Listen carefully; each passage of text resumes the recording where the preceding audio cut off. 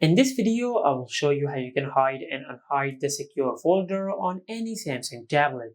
Now, there are two methods to hide or unhide your secure folder. For the first method, just open the secure folder on your tablet, then tap on the three dots over here.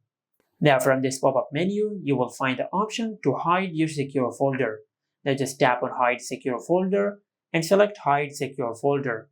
And after you do that, you will hide the secure folder from your app drawer and from the home screen.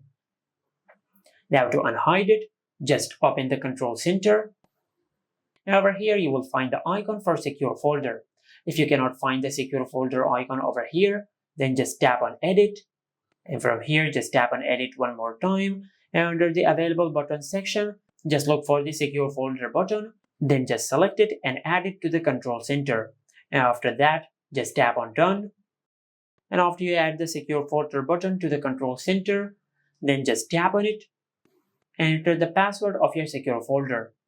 And after you do that, you will unhide the secure folder on your tablet. As you can see, if I open the app drawer, we have successfully unhidden the secure folder. Now this was the first method, but if the first method does not work on your tablet, then just follow the next method.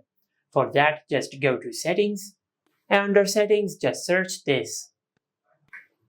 Now just tap on Secure Folder, and from here just open the Secure Folder settings. Now if you have an older version of One UI, like the One UI 1, 2, 3, 4, or 5, after you arrive on this page, you will find the option to add secure folder to the app screen. Usually it will be available over here.